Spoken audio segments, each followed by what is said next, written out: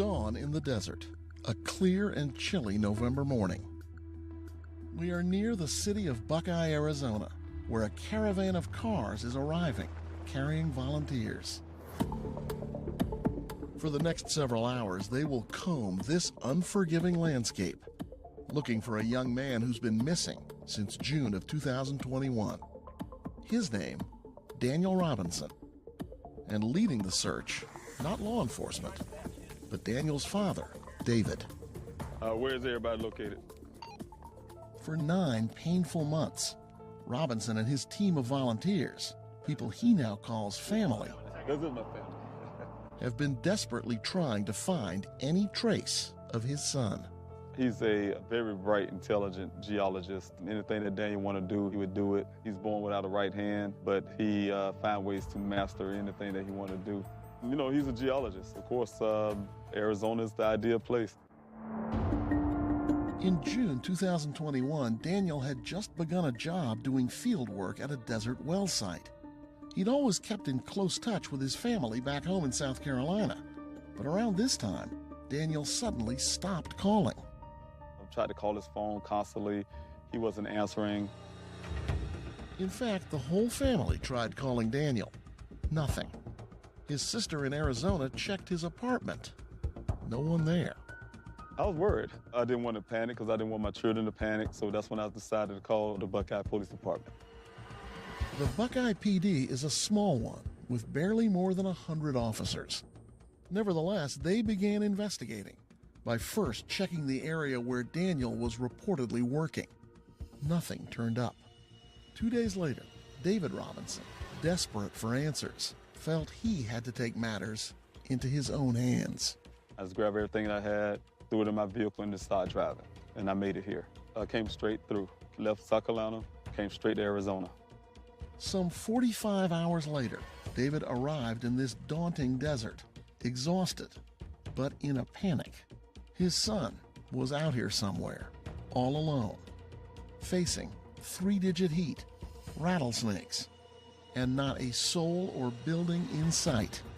So on his own, David started searching and soon made his way to the well site where his son was last seen. This is where it all began. This is where the whole narrative started. My son drove off into the desert and vanished, maybe from here. David then met with a witness, a co-worker of his son's, who said he saw Daniel at the well the day he disappeared. He did tell me that my son seemed like he was looking out into space somewhere, looking out into the desert terrain, kind of staring off, and was acting really quiet. And then he told me my son just kind of waved off to him, got in this vehicle, and drove off. Where he went and what exactly happened next, no one seems to know. Soon after that meeting, David began recruiting volunteers to help him search the sprawling Sonoran Desert. Every Saturday for the next few weeks, they scoured this barren, treacherous landscape. They have not found Daniel. Then in July 2021, a break, a big one. A local rancher found Daniel's Jeep rolled over in a remote ravine. When I first saw that crash site, I was really devastated. It's a place I had to go to and see for myself. The airbags had deployed. The sunroof looked as if it had been kicked open, perhaps used as an escape route. And this was odd. Outside the Jeep were what appeared to be Daniel's clothes and work boots, his wallet still in his blue jeans. Inside the vehicle was his college ID, laptop, keys, cell phone, and plenty of bottled water. To help make sense of this mystery, David hired private investigator Jeff McGrath, an expert at reconstructing accidents. He has a theory of what might have happened. There was nothing along this route that the vehicle took into that bottom ravine that matched the damage. It's telling me the vehicle was probably crashed somewhere else. Either moved here or it was continued to be driven, and this was its final stop. And whether somebody stole it in joyriding, whether Daniel was in it, but it tells me something happened somewhere else. The Jeep has since been moved to a secured location for further analysis, but plenty of evidence still remains of the crash. I don't believe it was enough to kill, no. The airbags had enough force to do some damage. They strike you in the face, and they come out with a lot of force, and it could cause a concussion. But there wasn't enough violence here in this crash to cause a lethal. That suggests Daniel survived and was perhaps disoriented and maybe wandered aimlessly into the desert. Could this be other than accidental? Could foul play be involved in Daniel's disappearance? It's something McGrath and David have not ruled out. It's something police have examined too. To this point, there is no evidence of that. None at all. Whatever happened back in June of 2021 has David Robinson now bracing for the worst. It's hard to say you're searching for your son walking around the desert with no clothing, no shoes. So I had to mentally put it in my head that I'm doing a recovery. So I need to go find every spot I can out here to rescue my son. He may be hurt, injured, somewhere stuck, whatever. I need to find my son.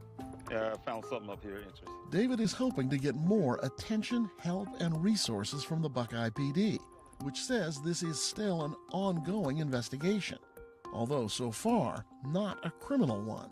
Okay, so we're still working this side. He's also tried to enlist federal help.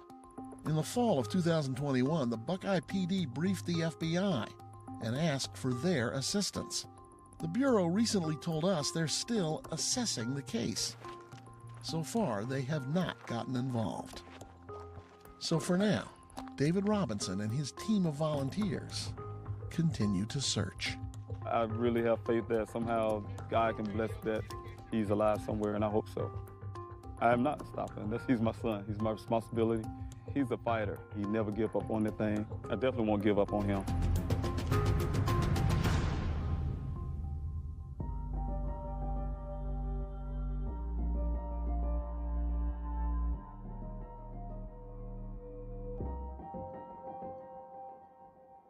Yeah, I'm David Robinson, the father of Geologist Daniel Robinson. We're out here to do a candlelight visual on behalf of my son, and also to bring light into other families who are going through similar situations. So thank you. I'm thanking everybody who's out here to support. We need to stand in solidarity to bring attention to this case and to make a statement. Oh, I'll be your shelter, I'll be your armor. I hear you whisper underneath your breath. I hear your SOS, your SOS. I will send out an army to find you in the middle of the darkest night. It's true, I will rescue you. I will never stop marching to reach you in the middle of the hardest fight. It's true, I will rescue you.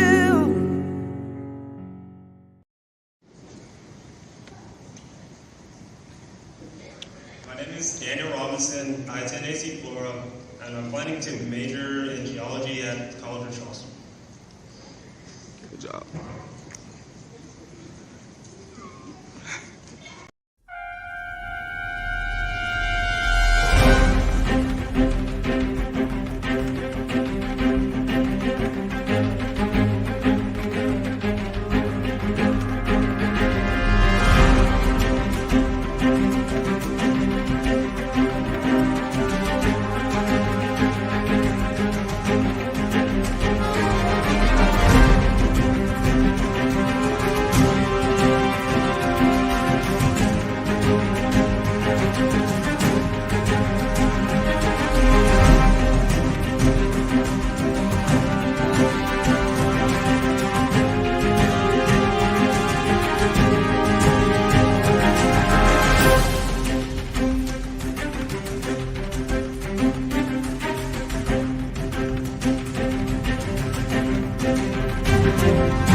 Daniel Robinson went missing 4 months ago. This is the last photo his family has of him. He's a 24-year-old geologist, last seen leaving his job site in Buckeye, Arizona. As the Gabby Petito homicide case garners national attention, another young person has been missing for nearly 3 months, and his family is desperate to find him. 24-year-old Daniel Robinson, a geologist, was last seen on the morning of June 23rd, leaving his work site in the desert of Buckeye, Arizona. David Robinson had only one thought on his mind as he drove the nearly 1,800 miles from his South Carolina home to Phoenix. I had to find my son. And I'm still searching for him. Good morning, everybody. This is Dave Robinson. I'm the father of geologist Daniel Robinson. I'm here this morning to do a Q&A. We're starting off our fasting and prayer today. Today is Fasting and Prayer Wednesday. It's going on 10 months since my son has been missing, and a couple more days. I just want to do the fast and prayer today to ask God for his wisdom and his direction. Again, my name is Dave Robinson, father of geologist Daniel Robinson. My son went missing on June the 23rd out there in the desert of Buckeye, Arizona. He was doing what he do. He's a geologist, like I said, graduated from College of Charleston in Charleston, South Carolina. He came out to Phoenix, Arizona, where he started his career in geology. He started working for a company called Matrix New World, is also called Matrix Southwest Groundwater. At Matrix, he was hired on as a field geologist, also called a hydrogeologist. In his job, what Daniel does is check the viability of wells, to get the water levels that come out of those wells, to make sure those levels can produce at least 100 years of water. That's required by law in most communities that's been built in here in Arizona.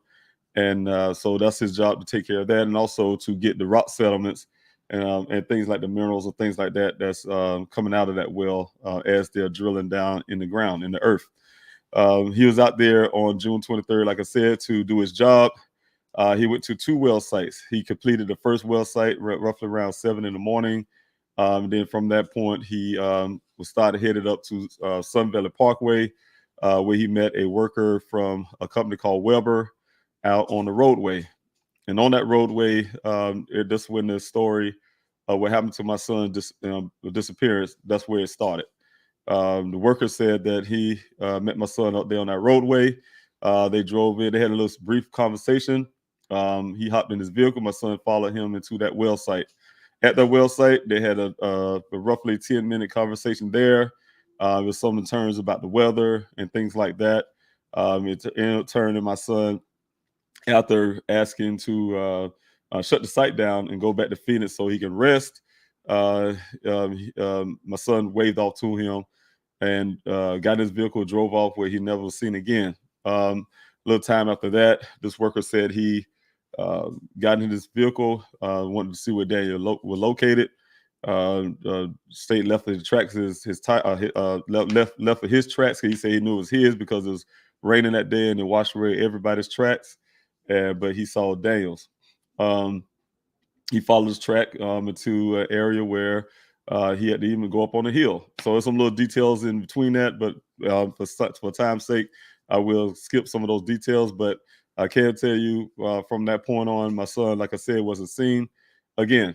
His vehicle showed up about almost 30 days later on July the 19th. It was found by a rancher almost 3 miles away from that work site out there in a remote area of the desert.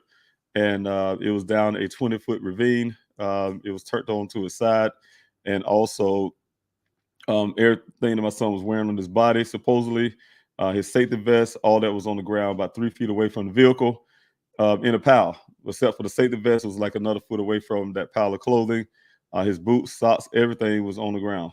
Boots, socks, underwear, you name it, on the ground. The Buckeye Police Department was alerted by this rancher who said that the vehicle wasn't there 2 to 3 days prior to him finding it, because he was out there 2 to 3 days before, and the vehicle wasn't there. But he called the Buckeye Police Department, who came out to assess the scene. I was told by the Buckeye Police Department that they did over 20 some hours of searching and with their cadaver dogs and their search dogs with the helicopters and drones. They completed a big wide range of search for many miles, and they came up empty-handed. They called me then almost over 24 hours later to alert me that the vehicle was found. One of the things I had to mention that I have been here since June 26th searching for my son, Daniel Robinson. I was searching for my son because it was out of ordinary for my son to just disappear. The great part is that because of the father I am, I paid attention to what the police department was telling me at the time. Here it is the day I reported him missing. They couldn't go out that night to search for him out there in the desert, but they told me they was going to do it that next morning. I paid attention to everything. I stayed there up all night and made sure I stayed on top of them. The next morning, they said they was going to go out to search my son. I was relieved. And then an hour later, they called back and said they wasn't going to search for him because he's a grown man. And if you want to disappear, he can. Just after that, hearing that assumption about my son, I knew this department wasn't going to look for my son, so I had to go do it myself. He's my responsibility. He's my son. I love him. And I grabbed everything I could, and I started heading out west. I put it in my vehicle, started heading out here where I am today. I got here on June 26th, like I said. From that time, I did my own investigation to start my own search. So I already had my searches going when my son went missing. Like I said, a little time later, almost a month later, I did get alerted that my son's vehicle was found, like I told you. And then I expanded my searches to cover that area also. The main objective of the first part of the search was to rescue my son, find his vehicle, find him, and that was it during the well site area.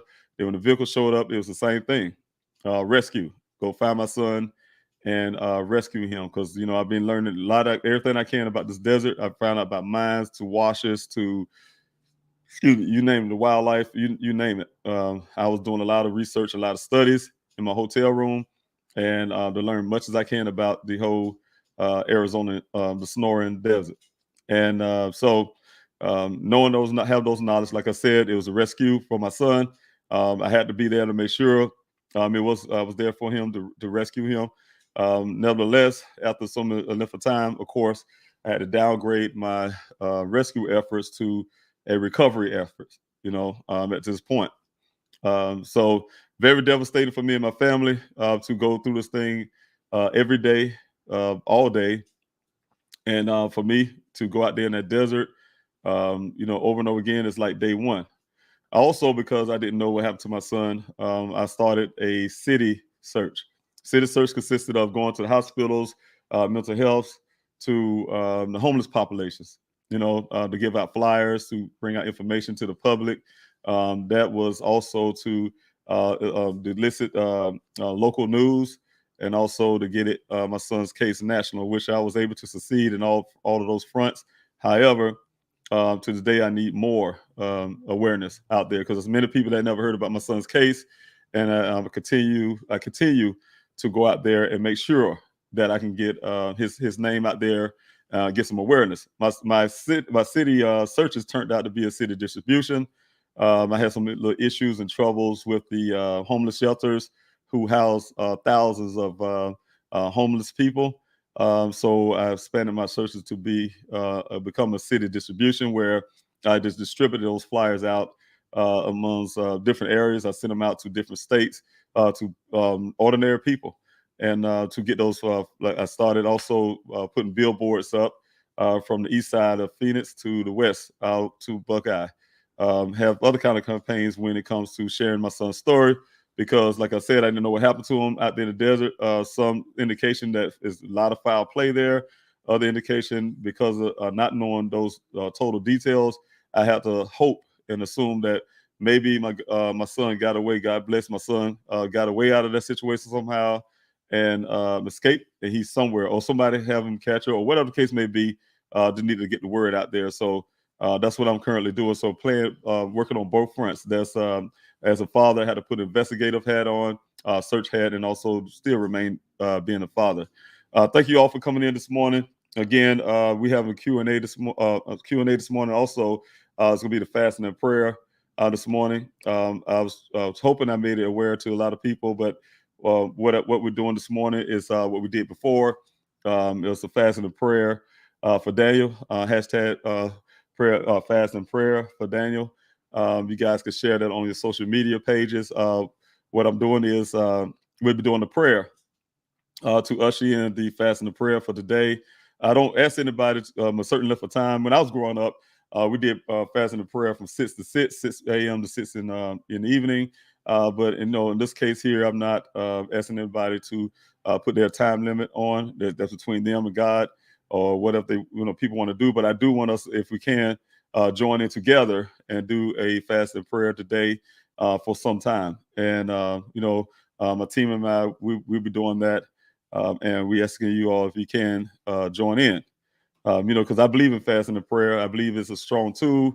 I know prayer is a strong tool to give us petition to God to get answers, and also is to give our sincere desires of our heart. And those sincere desires is for me to find my son. Like I said, it's get ready to go on 10 months that my son has been missing. Very devastating. He has a mother at home that's suffering and hurt. He got his siblings, he has his grandparents, friends, you name it. Also, I do have passing in my family. I had an auntie I got information on yesterday. She passed on yesterday. So I also want you guys to please, keep that in mind for my family as we go through death in our family. And you guys can pray for us in our strength.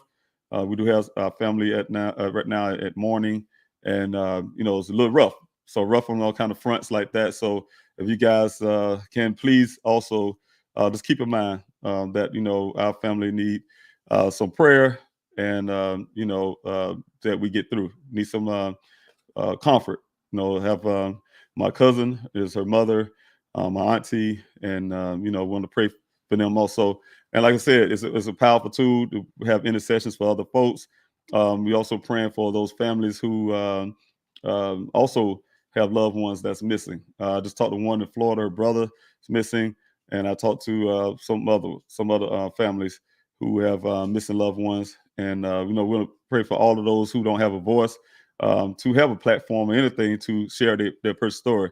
I believe in some things come by fasting and prayer. So you just don't go by fasting, prayer alone.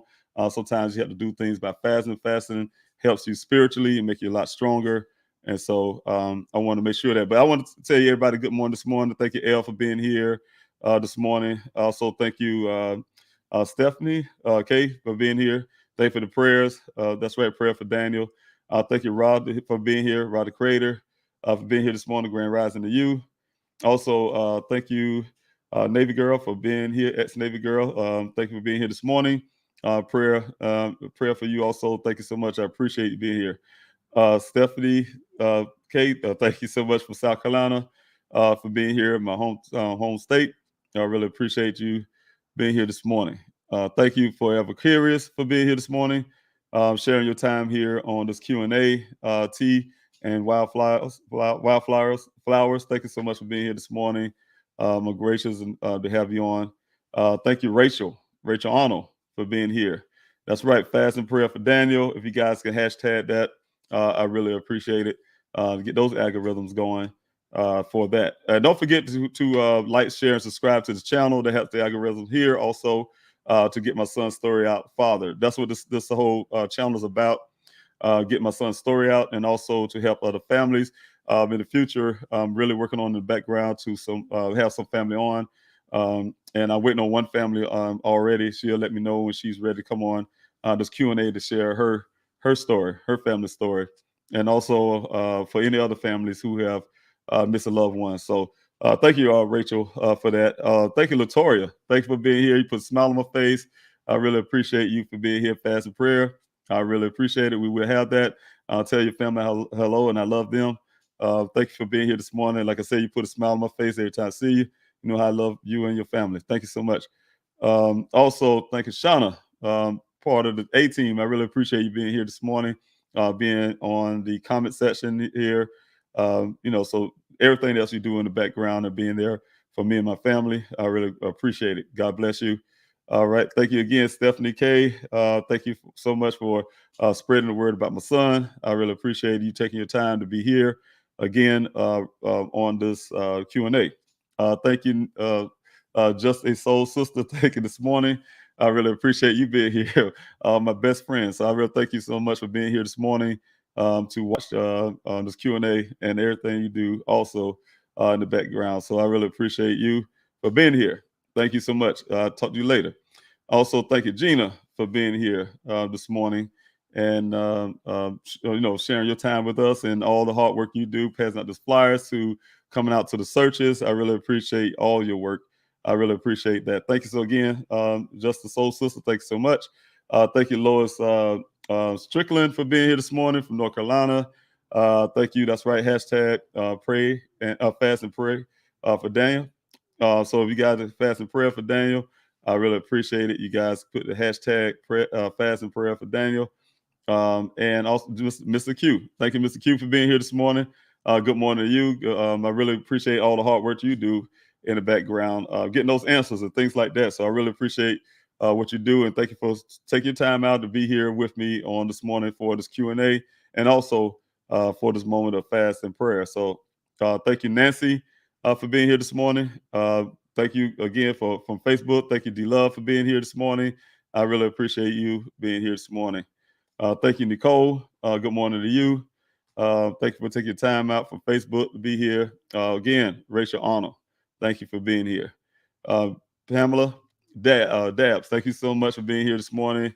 Appreciate you coming out. And everybody, like I said, today is fasting and prayer. And, so if you guys want to join in on the fast and prayer, I would appreciate it. I will usher that in shortly with the prayer. Get started in with a prayer, and then I will end it with a prayer. Today I have two Q&As this morning, and then I will have one at 5:30 p.m. Here, Mountain Time. So that's 8:30 p.m. Eastern Time. And I will be praying at that moment also to end the fast and prayer for the day. But like I said, I don't put a time limit on there. For those who want to continue on with the fast and prayer, thank you. The ones who already had discontinued it, thank you also for joining in with this fast prayer. I just want to make sure we all doing it in solidarity together in unity is what the word I want to use. Doing it in unity and bringing us some strength and some petition to God that some changes will be made and that we can get some answers. I'm sure a lot of you all here for those answers to get a breakthrough for my son. I was just thinking about him the other day. It's very hard to constantly think about my son, the excellent man he is. I did come out to the city council last night, was able to speak with them. There's some things I wanted to say more. I do in the future, we'll be back there again.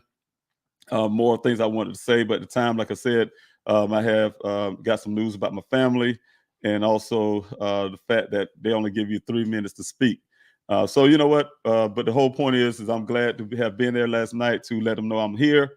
They already know I'm here. They already know I was here since. If you're a mayor of the city of Buckeye, you're a city manager to a council, you're supposed to know everything that's happening in your city. And had hundreds of people out there to my searches, scrubbing that ground out there in the desert, in the desert heat, in the coldness of the desert. And it would be impossible for the city of Buckeye officials not to know that I'm there. The only part that was hurting me the most is the fact they did not acknowledge me. And that's one of the things I was wanting to say to them last night, is that they didn't acknowledge that I was on the ground.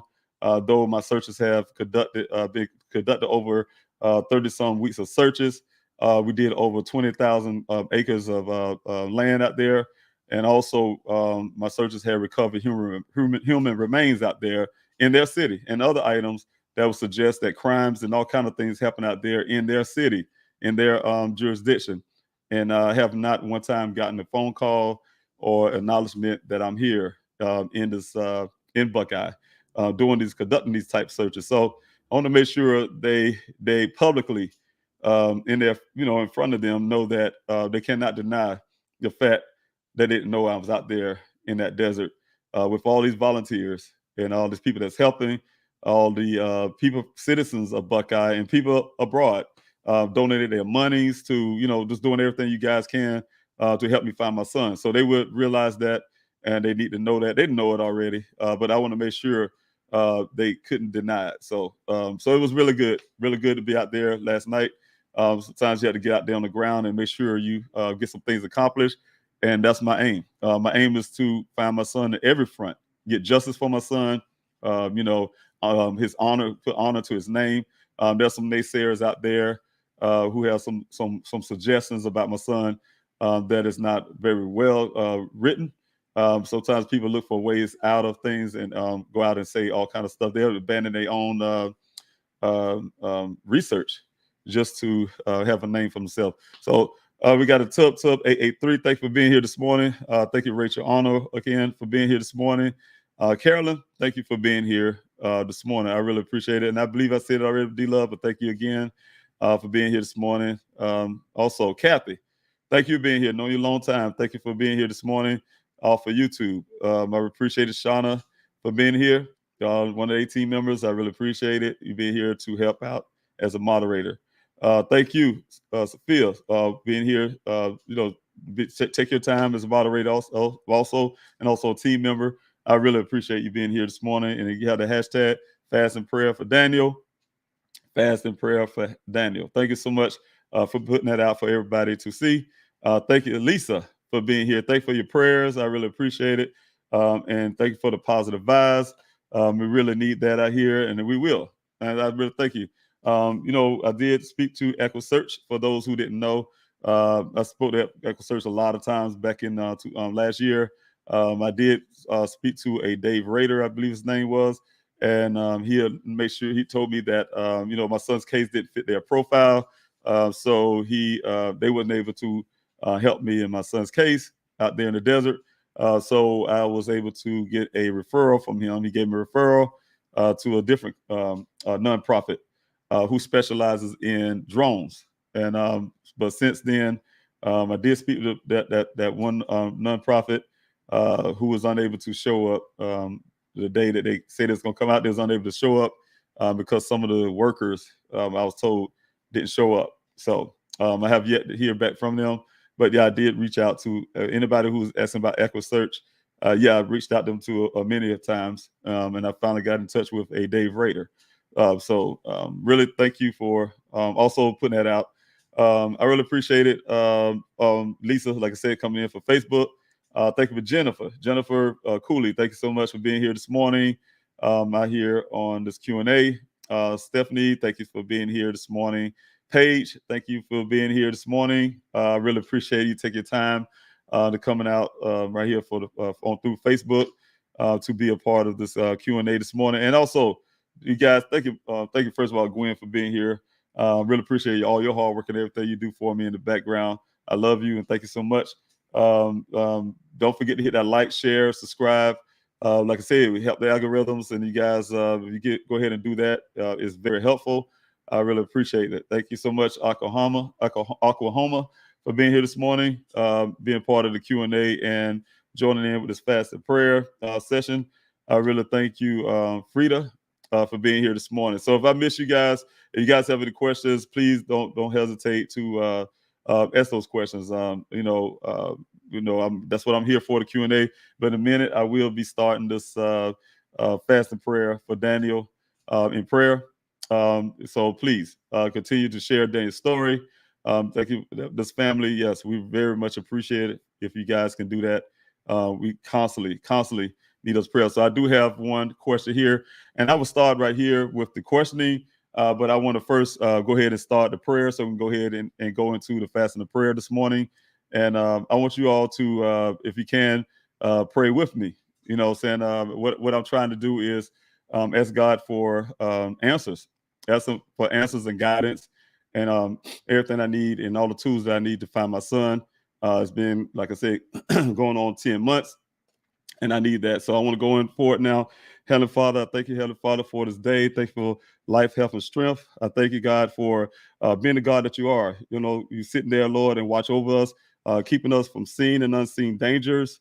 I thank you, Heavenly Father, for bringing us together, bringing us into unity, and bringing us to strength. I thank you, Lord, for bringing all these many people who have come together, like I said, and have a common cause, Lord. We come to you, Lord, We ask for answers, Lord. If you can, Lord, please open up our eyes and our ears, on our hearts and our minds, Lord. Let us be receptive to everything that you want us to receive. I'm here as a father, Lord, asking you, Lord, with all these people, Lord, here, Lord, please give me the answers, give me the guidance, give me the right directions to find my son. This is going on 10 months since Daniel has been missing. I trust you, God. Even though it's been this long, I trust you because you know what? You have been helping other families through this whole mission. There's other families who have some type of closure that came out of the search for my son. There's also other families who have a platform to be able to use. Lord, you guide me and help me to try to get a foundation to help other families. Lord, you put that on my heart and my mind, and I'm really grateful. Bless all those, Lord, who's out here listening right now, who have their heads bowed, who have their eyes closed, and we coming to you, Lord. Bless them, Lord. You know the desires of their heart. You know their needs. There's many people that have needs out there. You know each and every one of them. I ask you to bless them. Bless these families, Lord, who have missing loved ones also out there, don't have a voice. Lord, you can bless them. You can have them have some type of closure, help them find their loved ones. The same thing you ask if you're a big God, you can handle everything. You handle, you take care of us all. You say you feed, you take care of the just and the unjust, Lord. You bless us all. We thank you, Lord, for giving us our daily bread and taking care of us as we need. We have ask you, Heavenly Father, right now, Heavenly Father, we ask you, Lord Jesus, for all the good things, all the great things. We really appreciate you, Heavenly Father, for all you have done this far. We ask you, Lord, to always be that light. And we thank you, Heavenly Father. We will follow you everywhere you go. So thank you. Thank you. In Jesus' name, amen. If you guys can, please, put the hashtag there, fast and prayer for Daniel. It's very important to get that algorithm going, to get his name out there. And I'm going to keep it going. I'm going to keep it going. I really have faith that God will bless, that we will, have those answers. And I really appreciate you guys being part of it. I do have a question here. Did the two girls have any kind of arrest records? Also, have flyers being passed out at truck stops? Truck stops, I'm not sure. I haven't passed any flyers out of truck stops. It's amazing that I didn't think of that when, I was a truck driver myself in the past. But you know what? No, I haven't done any at the truck stops. But as in those two girls, I'm assuming you're talking about the two young ladies that my son delivered the food from Instacart to. I'm not sure. I haven't done it. I'm not sure if my old investigator have done it. I don't know if the new investigator is doing it. But no, those as in the second person, we still don't know who she is. We do know one of them, and that's the lady that you all see in that police report. Somehow the other woman who was there also went up unscathed through the Buckeye Police Department. They could have cared less who she is. That's just part of their way of what they call searching for my son. They just took light of the fact that he's missing, in my opinion, and didn't do their due diligence to even name the other person who was also there. They know it was two young ladies there.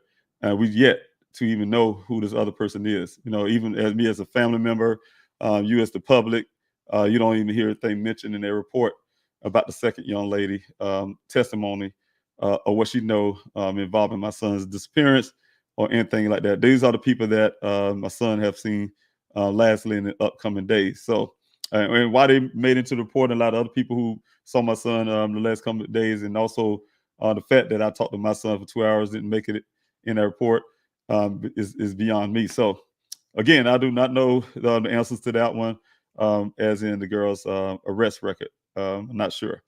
Also, thank you, Leslie, for being here this morning. Please hit that, thank you. Like button, share, subscribe. If you guys can do that, that really help. Like I said, the algorithm go and keep this channel going out there. Also, thank you, Rachel Arnold, for being here this morning. Thank you, Carolyn, for being here this morning. I may say your name multiple times, so apologize for that. But thank you, Shannon, for being here this morning. Also, thank you for sending prayers out here, Stephanie K. I really appreciate it. Don't forget, like I said, to hit that like, share, subscribe. Thank you again, Gina, for being here. And thank you, Leslie. Again, we have the fast and prayer this morning. If you guys want to join in, I'm David Robinson, the father of geologist Daniel Robinson. My son went missing on June 23rd out here in Buckeye, Arizona, doing his job as a geologist. He's a scientist. My son is a brilliant man. He's a brilliant scientist, young man that's very responsible with himself. He decided to go into his career to be, like I said, a geologist and pursue his career here in Arizona. Arizona's the ideal place. You can talk to geologists. I mean, there's a lot of rocks around here, a lot of, I guess, pretty rocks, saying they would love, as a geologist, this is the ideal place for a geologist to be, if you want to do that kind of study. And like I said, my son is a scientist. He just so happened to be working for a company, his first company that he wanted to work for is Nature's New World. And they hired him on as a field geologist. And they also is a welling company. They check the viability of wells. They hire geologists to be able to determine some things out there, like I say, the viability of the wells and those rock settlements and things like that. So that's his job. So I really appreciate it. Also, D-Love, for sending your condolences. I really appreciate it. My family do appreciate that. As you know, some people that just come in, we did have a loss in our family. I have an auntie that passed away on yesterday. And, it's a very hard time for me and my family also with that. And ask you guys to also keep us in your prayers. Many added to the prayer just a while ago. But, if you guys could continue on with the prayers for my family. Going through a time of mourning right now with the loss of my auntie. She's a wonderful lady. She have her children, her grandchildren, and also the rest of us, having pain right now of her passing. It was a really shock. I was on the way to, do this thing yesterday with the city council, and on to get ready to leave out. I had got that answer on yesterday about my auntie's passing. So this was, like I said, you guys can please keep her in mind, keep our family in mind. I really appreciate that. And thank you all for being here this morning. I just see so many people, the numbers up there, and I really appreciate you guys being here. And thank you so much, Carolyn, again, you all for your love. I really appreciate it. Thank you, baby girl Lad, for being here this morning. Thank you, Paige, for being here this morning. Thank you for your prayers. I really appreciate it. Thank you also, Stephanie, for being here. Thank you. Thank you. I really appreciate that. Yes. If you guys want to help also, don't forget, you can also go to pleasehelpfinddaniel.com. I will put the banner on. The banner used to be on the bottom there. That's the tip line there. If you guys heard something or ever heard anything or know anything, please use that tip line. That tip line helps out very much so. Definitely bringing my son home. That's what the tip line is for. If you know anything that will bring home Daniel, use that tip line. It's a paid for tip line. I paid for it 24 hours, 7 days a week. Live operated. I'll take your call. Saying if you want to stay anonymous, they allow you to do so. You don't have to say who you are. Saying you can remain anonymous. If you don't feel comfortable with that and you don't want to speak to anyone, you can also do what's on the bottom of the screen. That's scrolling on the bottom. You can just text the word tip to that number, and you still can remain anonymous. On the form will come up, and that way you can fill that out. Nobody don't have to know who you are. If you just still don't want to talk to anybody, or you don't want to do it through the tip line, you can also contact me. That's a direct number to me. I use it for a public cell phone for anybody to be able to use and call me. Sometimes it takes me a long time to get to these messages, but I will ultimately respond to every message that I get. So if you guys can hang in there, I will get to your message. It might take a while. Sometimes I think it took a couple of days for some people. I get down to a certain level, and then on top of that, some more people show up on the next following day. So working on those. But like I say, if you got a tip, you can also contact me there. And if you happen to call me, for instance, and I have the phone, happen to have my hand, I will answer. So if you have a tip or things like that, I can tell you with that.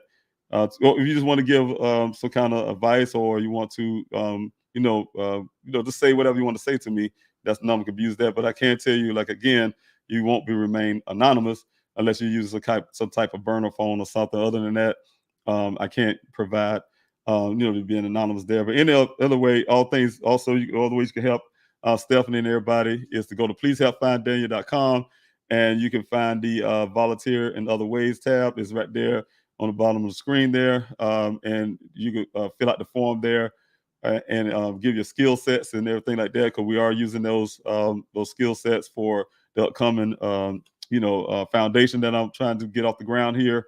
Also, You can, if you want to give out these flyers, you definitely can make your own flyers there. There's a PDF there to make your flyers. But I asked you guys, I thought I had one with me every time I do that. But if you can make them about the size of the postcards, if you decide to do so, make them the size of a postcard. I usually have one right here so I can give you an example of what they look like. But if you got them, the size of the postcard is better because, the reason why I made them the size they have made them postcard size for people to be able to put them in their pocketbooks to their pockets. They carry it around, and also they have a QR code on it.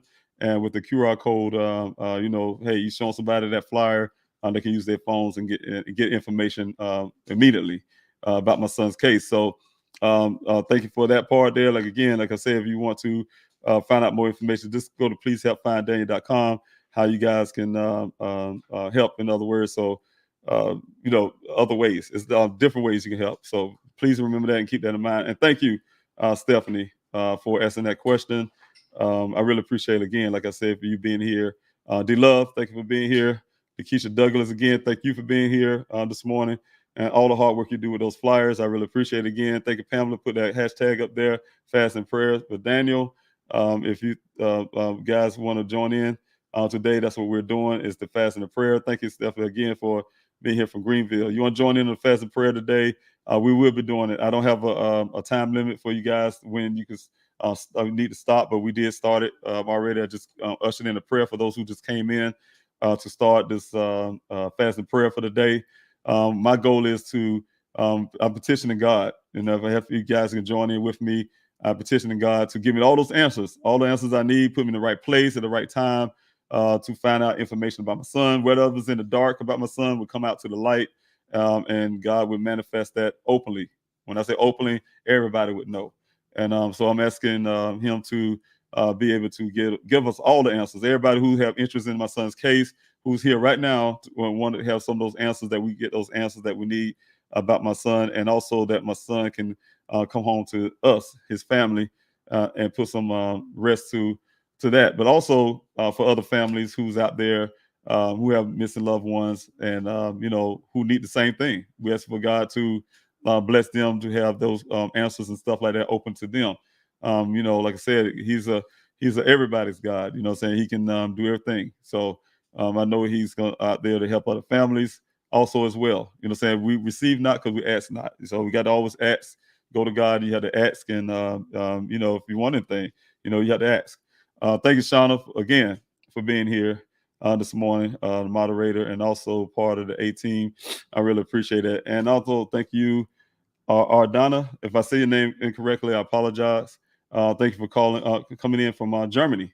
I really appreciate it. I appreciate every last one of you guys who come in from all over the world, all over this country, who's out there passing my son's name. And also, like you doing here from Germany, I really appreciate it, because you know what? You share my son's story. I don't know. Somebody who heard something and saw something could have moved to Germany. We just don't know that. So, and probably didn't know I'm out here looking for Daniel. Get word of that, and they can say, hey, I know something. I heard something that day. I was just so happened to move out of the United States to go to live in Germany with my family, or whatever the case may be. And they can call back and say something. So it's very important to get this word out there everywhere we can. I can't rely on the news networks to put my son's story out. My son's story did go national, but since then, of course, that nationality does die down, because the story to some of these news organizations get kind of old. They're looking for something new. Right now, they're on Ukraine, what's happening in Ukraine and things like that. So things like missing people and missing persons and families kind of go on the back burner. So like I tell every family, please, if you guys, if you have a missing loved one and you are here listening right now, one of the advices I'm planning to make a little pamphlet or something to give people advisement what I've done in my efforts to find my son. Is one thing I can share with you. Also, everything I can share with you, I'm doing that. But one thing I can share with you right now is to sometimes you have to create your own. You have to create your own channels to, your own searches. From this channel, I had to create this channel, and I thank God for Gizzle the K for Grizzly True Crime. I didn't know how to do a YouTube channel. Like I said, YouTube to me was just a do-it-yourself thing type deal or tool. When I had things around the house, how to fix something or do something, I'll go to YouTube just for that case, and do family videos or something like that. But I didn't never know anything about channels and all this kind of stuff. But once I got wind of that, I was able to ask her to let her know my plans were, and she gave me all the tools that I need. Told me all the tools I need to start a YouTube channel. I thank for all her hard work in the background. You guys don't know all the hard work that Gizla K do for this channel, and also to continue her stuff going on, what she's done on her end. So I'm really grateful. But like I said, you guys, you have to build your own YouTube channel if you have to. Create your own news network. In a sense, saying YouTube is I found is a good way, a good source to get information out. Millions of people utilize YouTube for information and things like that. So create your own channel. And get your personal story out there much as you can. Try to reach out as many people as you can. And don't rely on the news network. Don't rely on somebody to do something for you. You have to do it yourself. And that's what I had to learn since I've been searching for my son, is do things for yourself, rather than searches to, like I said, this. Thank you, Natty Girl, for being here this morning. I really appreciate it that you came out, and thank you, and I really appreciate you just being here, part of this Q&A, and also on the fast and prayer for Daniel. Don't forget the tip line, you guys, and also you can remain anonymous. Forever Curious, thanks for being here. Thanks for those hashtags. I really appreciate it, you putting those out there. And thank you also, Justice Soul Sister, for being here this morning and put up that hashtag. Esther Levy, thank you for being here this morning. If you guys have questions, I'm here to also do, this is a Q&A. I'm also here to take care of your questions. So if you got this question, don't forget to put the word question there first, followed by your question. That help me as I'm coming down the comment section to see those. Or you can put the big capital letter Q, or you can put a big question mark there. And as I'm coming down, I can actually see your questions. Thank you, Ruthie, for being here this morning. If you guys can please share Daniel's story. Don't forget to share, hit the like, share, and subscribe button. And don't forget to share Daniel's story everywhere you go. There may be somebody out there that heard something. So the spread, word of mouth is everything. Word of mouth is very powerful. And there's a big tool that we have as a person. So as word of mouth to get information out. Again, Ruthie, player, thanks for being here. And thank you for the hashtag. Lola, again, thanks for being here. Donna, thank you for being here this morning, and I really appreciate it. On the hashtag, thank you so much. Prayers for Daniel, prayer and fasting and prayer for Daniel. Fasting prayer for Daniel. Here it is here. Thank you, Lola. If you guys can put those hashtags up there, I really appreciate it. Oklahoma, thank you for being here this morning. Jennifer Cooley, thank you for being here this morning. Amen. Thank you guys for your amens. I really appreciate you guys for being here. Forever Curious, thank you for being here. And if I miss anybody, I apologize. Shelly, thank you for being here this morning. And like I said, if you guys have questions, please don't hesitate. Put these questions up here. I'm definitely looking for the questions where I can answer those questions that you may have. And I really thank you all for joining the prayer. I see all the amens. I really thank you for joining the prayer. And I want you to continue to pray. Again, pray for my family. We're going through some grieving right now. Loss of my auntie. And also, we're going to continue to also pray for a situation with Daniel. And, he would give us answers to all of those things. And also the comforts to my cousin and my cousins and, my aunties, my uncle and everybody else who is going through some pain right now of her loss. Just pray for us. And I really appreciate it if you continue to do so. Thank you. Also, I saw you on there. I kind of scrolled up there a little too fast there. And I know you're there somewhere. There you go. Thank you, for being here this morning, being a moderator and doing all the stuff that you do. I really appreciate it. You know what you do in the background. You're very passionate about my son's case, and you're very helpful. So thanks so much for being here this morning. Thank you, Nancy, for being here again, Mr. Q. Thank you again for being here and all the stuff that you do in the background. I really appreciate it. Thank you, Carolyn Aders, for being here this morning. Thank you for passing out those flyers. Oh, you have. So we do have some people here. Thank you so much. And that's what I'm saying, you guys. You guys want some flyers, you can reach out to me to get those flyers, or you can make them yourself. things like that. Those flyers, they help out. One person asked, did I have been to any truck stops? I haven't been to truck stops, but Carolyn here have. Some of you have flyers and you pass them out different places. I will, if I had those chances to pass out to a truck stop, I will. When I had to move around at the airport, what I do is pass them out at airports. Also, one of the things I have learned when I'm at the airport is sometimes you're around that terminal. I have stacks of flyers in my backpack, after I get through TSA, and I'll take those flyers out and I'll put them in those empty seats. Just put them in seats, so that way whoever going to sit in those seats had to move those flyers. They got to kick it on the floor. I suspect that you'll lose some flyers, but I have confidence that most people would grab those flyers and look at them, look at those flyers, and that's spreading Daniel's story. If I got on the plane, I put them in between the pockets of the instructional with the safety things or the menu or something like that. Put them there. So just different creative things I do to make sure I get Daniel's stories out there and to many people I can. Also, like I said, we do have the flyer distribution every Saturday. The search is not every Saturday. I don't have a search this weekend, but we always have the flyer distribution every weekend. So on the weekend we may not have the flyer distribution. They may be next weekend, not this weekend coming, but the weekend after. I'll be in Vegas for the Crime Con convention. I'll be there spreading my son's story.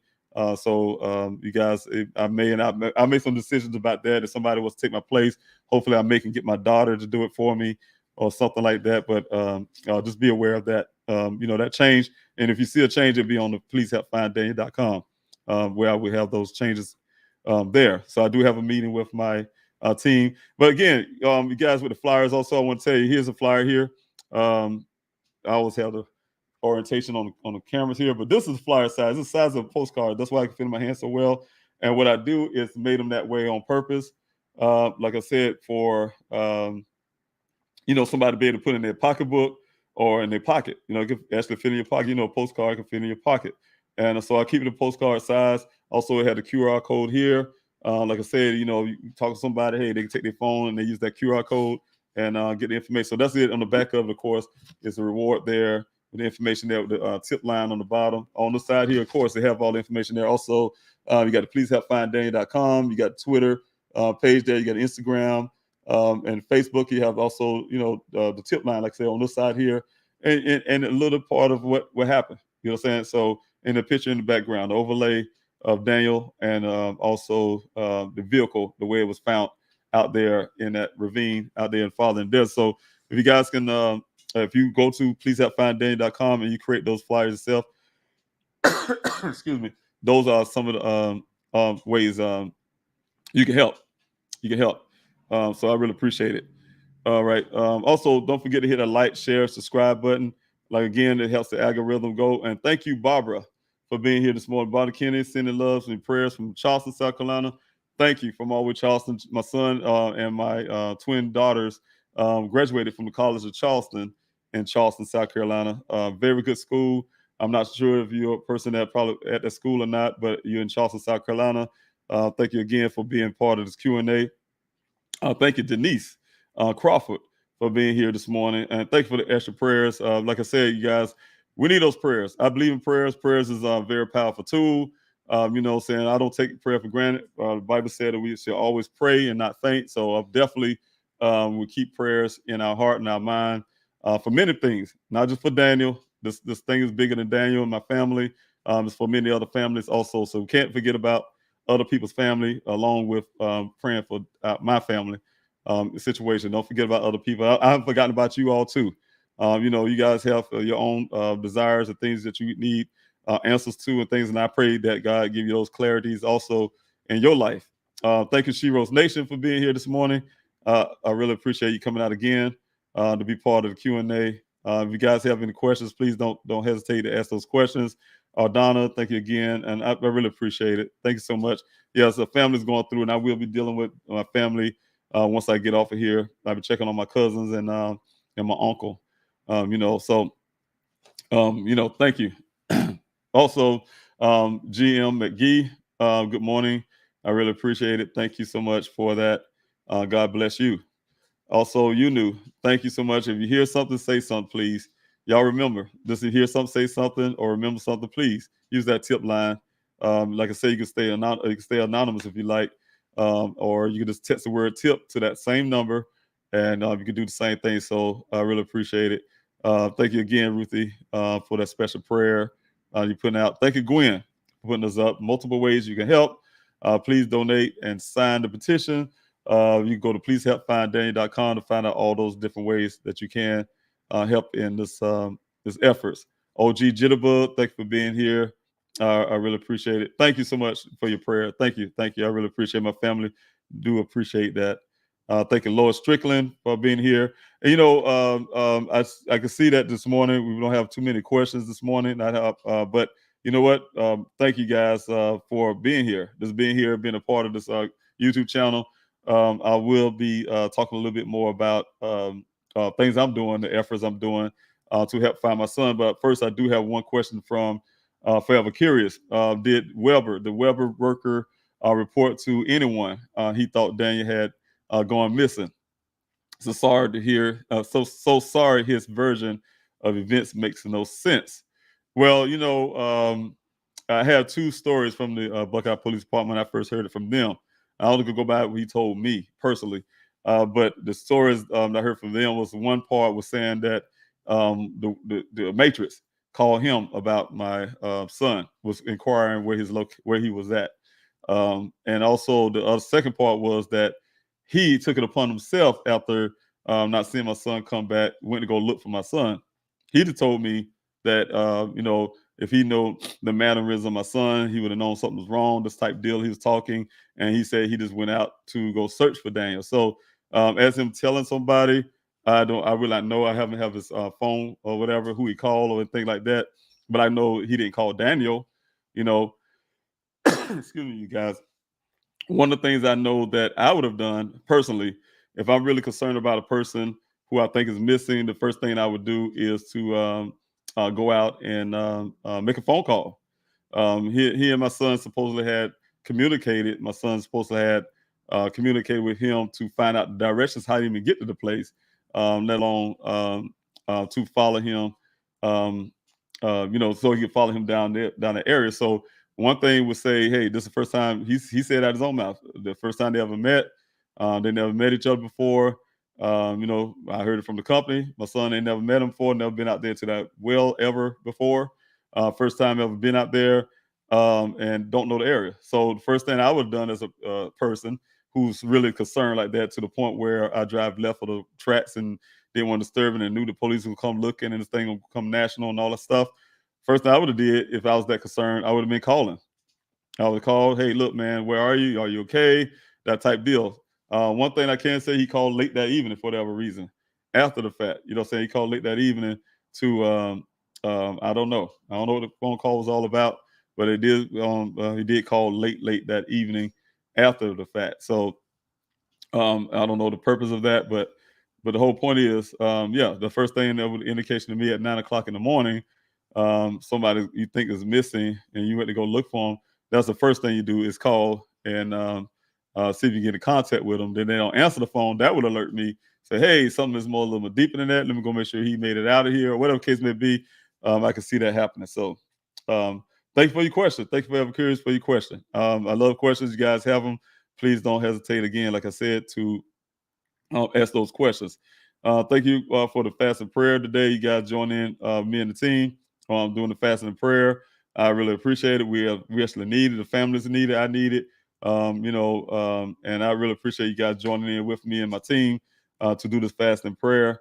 Thank you, Lola, for being here this morning, and also just being a part of this Q&A and helping this channel grow. So again, if you guys have any question, like Barbara Kennedy here, you put a big capital letter Q or the big question mark like you have here, or you can put the word question there in caps before your question. That helped me find your question as I'm coming down the comment section. The question here is from Barbara Kinney. Do you feel it would help to put flyers out here in Charleston, South Carolina, since Daniel went to college in Charleston? Yes, I do. And if you want to pass some out, I can send some to you. You can hit that number I have again. excuse me, the number I have strolling on the bottom of the screen, that is a public cell phone number that will get to me, Barbara. And if you want to give me information to send out flyers to you, you can. Or, like I said, you guys, if you want to, you can go to the Please Help Find Daniel website, and there's a PDF there, so you can print out those flyers. Again, I held that up again. If you guys can make them the size of a postcard, that would be very much helpful when in terms of helping somebody keep those flyers with them. You ought to seen the flyer I had before. It was a big comparison. It was about this size. You know, it's a big size of notebook paper. When I first got here, I was passing out these big flyers. I mean, it's huge, and passing them out to different places. They're good for things like putting on billboards and things like that. So I have no, on poles and things like that. I have no problem with that. But I did use them, and I had them laminated. So you can imagine nobody's when they hold out, give it to, hey, can you, pass out the story about my son? I get a big old piece of paper, laminated, and where they're gonna put it at? Eventually they'll probably throw it in the trash, or whatever the case may be. You won't be able to put it in your pocket or your pocketbook. They keep it with you for at least a length of time. It's too bulky and you have too much stuff going on to carry things like that. So you guys, that's the reason why I kind of designed it, make sure it was a lot smaller, with information on there. The QR code helps a lot. The Please Help Find Daniel website come up, things like that. So there's other ways you can help. Like I said, go to pleasehelpfinddaniel.com and you can do so. So thank you again, Barbara, for your question. Yes, please do it in Charleston, South Carolina. I'm trying to get everywhere I can. I've seen a lady here this morning from Germany, and I'm trying to get it out there in Germany. I'm trying to get out there in the Netherlands, in Africa. I have people from Russia came and being a part of the Q&A. So you guys from Canada. So you guys want to put that word out. It helps. I mean, everywhere. We make it national. We make it global about Daniel's case, and also it highlights other people, families also, because Daniel is not the only person that's missing. What I'm going through with my family, we're not the only one that's going through this. There's some families right now going through the same thing. This family is going through a lot of pain and suffering. I was talking to our family the other day, and I it's hard, man. To listen to these stories and just realizing, man, these people have the same exact pain that you're going through, and their loved one been missing for years.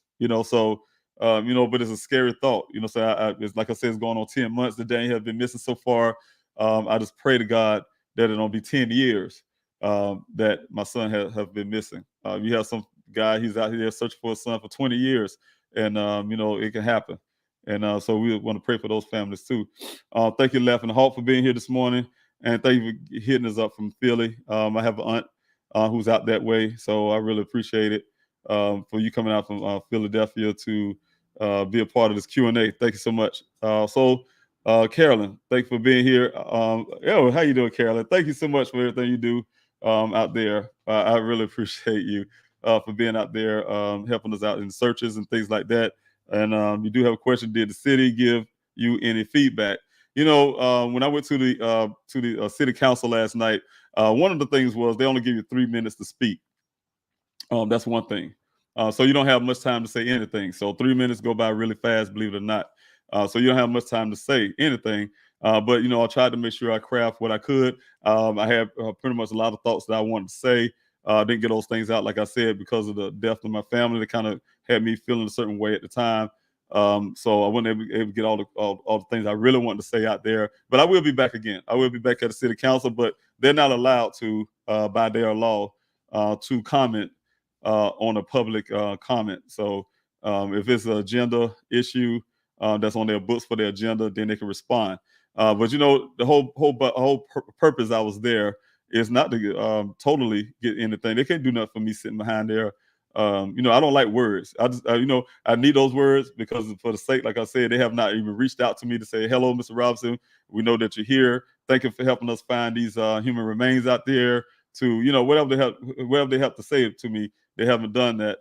This is an acknowledgement. So I want to make sure I make sure they cannot shun away from the fact that they know I'm out there with volunteers from Buckeye, volunteers from everywhere, working really hard in their city and donating their money and things like that to help find my son, and they're not saying anything. That's very much total disrespect. to me and my family, and I don't be disrespected. You know what I'm saying? Nobody's going to disrespect me or my family, and and my son. So I want to make sure they hear me. Now, as I'm giving feedback, we will see. We will see. We'll see. They know I'm here. I expect for them to give me some kind of feedback, some kind of phone call, some reaching out some way, in some form of fashion. So thank you, Carolyn. I really appreciate you. Thanks so much. And I know you're a great woman. I really appreciate you being here on this Q&A. Thank you. Also, Lakeisha, thank you for your question this morning, and thank you for getting those flyers out there, and your efforts that you do. Hopefully I'll see you again Saturday also. Thank you for your question. They say, will you be sharing updated information as far as continued search efforts in the desert? I will. I have a meeting coming up this Thursday with my A team and also my search team. We'll be having a meeting to discuss searches going forward. Because I have some hard decisions to make about the searches itself, and how to conduct those searches. So y'all be on the look. Like I definitely will have those things on the website to reflect decisions made in that meeting that we'll have. Like I said, the searches will be also grafted in, hopefully, with this organization, the nonprofit organization, the Daniel Robinson Foundation. So it'll be grafted in with that to help other families and things like that. So it's a lot of work into that. So we'll be talking about those things, and like I said, I reflect those. Like you said, Lakeisha, I will reflect those to the public, and you guys would know decisions what we made on going forward. So thank you. Also, thank you, Val, for being here this morning from Facebook. You have a question. Again, if you guys have a question, just like Val have, you have a big Q there to help with the questions, the big question marks, so to, some indication that I know that you have a question. I don't want to miss your questions. Have you investigated a coworker your son met at the mine? They met at the well site. It was a well site, not a mine, but no, I haven't. I investigated on my own. The only investigation I have, I'm not a police officer. I can't interrogate. I can't call them into an interrogation room or doing things like that. But I did investigate on my own. I came here, like I said, on June the 26th. A few days after that, I was able to talk to that worker from Weber. I did talk to him to do my own investigation to find out. This man had to look me in my eye. I had to play two parts on that. Is to, from a father standpoint, for a man to look me in my eye, another man look in my eye and tell me his story, and like I said, because of that, he started telling me his side of the story that's outside of what Buckeye have in their police report, what he told them. I did mention that to Buckeye with his witnesses I had, that his story changed, and they did, like I said, they're very selective what they want to put in their report, and they're very selective to things like that. So they did not follow up on it, from my understanding, and also they haven't ever brought in this guy for any kind of interrogation. He's the last man that saw my son, supposedly. So, and one thing I want to say, he wasn't. We later found out that it's supposed to be someone else who seen my son that morning. You guys know I went through this whole thing. I had a private investigator. I had a search coordinator at the time. Search coordinator brought this guy to me, said he was a federal law enforcement agent. Here I am, a guy searching for my son. Of course, I'm looking for anybody who have answers to what possibly happened to my son. I was told later by my investigator and also the search coordinator that this guy's story has been vetted, that he is indeed a law enforcement agent. You guys can see that reflected on a family press conference I did. It's still here on this YouTube channel, where my investigator, even in that press conference, had me to know that this guy's story has been vetted. He's the law enforcement agent or officer. And, so I believe that thing. It's not my job at the time. It was my investigator's job to do that. And it wasn't my job to check his background and stuff like that. But I do, again, I'm telling you, I do things on my own. I don't just rely on my investigators, past and future, current one, to do it. I do things on my own too. I have my own investigation, but one of those things wasn't to vet this man's story. So I just took their word for it. Make a long story short, later found out that he wasn't a law enforcement or federal law enforcement at that. However, this year in January, or I think it was January, I did call out the Buckeye Police Department to help me on one of my searches. They came out and I talked to Lieutenant Angel, and Detective Biffin was the one that told me that they vetted this guy's story and that it was credible, right? That they believe it. But you know what? I had Shiro's Nation come over here the other day. I think it was last Q&A to make a whole lot of sense, and I'm checking it out. But you know what I'm saying? This is the kind of stuff I'm talking about with that department. They told me, Mr. Robinson, yeah, we vetted his story. We have no reason why he's lying. Yeah, we did. We did talk to this man that said he was a federal law enforcement agent. I said, yeah, what about that part? No, that don't matter. It got nothing to do with his story, right? Okay. So his story is credible. I say, okay, I could start talking about this guy again. This man at the well wasn't the only person that saw my son. It was somebody else. I could have done that, but I had my suspicions at that point. When Buckeye said, yeah, it's been vetted, blah, blah, that's when I really got my suspicions, right? But like I said, Shiro Nations came here. She's one of the people right here. She may be in the comment section now. Had brought up a question. Some reason I don't know how to escape my psyche, but she was right. And I'm sure that a lot of people are asking the same question. And that question was, how my son never ever been out there in that desert. That's his first time. He had been out there ever to the point that he had to follow this worker into that well site. He had to follow him there. He didn't know how to get there. Never been there. So how can a person that never been to a place give somebody directions to where they can shoot their rifle? You know, that didn't make sense to me. And when she said that, I say, oh my God. You know why? Because you know what? I'm a person who thinks about logic, things that make sense to me. And if it don't make sense to me, I can't stand it. It irritates me. So a lot of things that Buckeye Police Department do don't make sense. Things they have in their report don't make sense. That's why this whole case is so confusing for me. There's a lot of confusion for you guys, I'm sure. Very bizarre because of lazy stuff like that. You know what I'm saying? Why Buckeye could say they vetted this guy's story and then ask that question. The Shiro Nation did. You know, I don't think she's law enforcement. I don't know her background, but I know she's right here on this comment section. So I'm saying is you guys come in, also y'all ask these questions. It's not only helping you guys get some answers, but also helping me as a father doing his own investigation. Also some things like I relate that to my private investigator, that type stuff to look into, because that makes sense. That make a whole lot of sense. How can you he give directions to somebody when he was never there himself? He didn't know. And that's another thing, you know. So, and that's another thing reason why I wanted them to go out there and search my son. I told him that at the beginning. My son is not. He's from South Carolina. You know, I know he's been living here in Arizona for a little time, for almost at that point, like over a little 2 years. But he's still learning. He's not from here. He's not native to, and you know, his situation to, you know, things like that, and the fact that this is out of Daniel's character, but that department felt like, well, he's a grown man. If he want to leave, he can't, you know, that type deal. Yeah, that's a problem. That's a problem for me. That just says lack of concern or anything like that. Just tell me anything.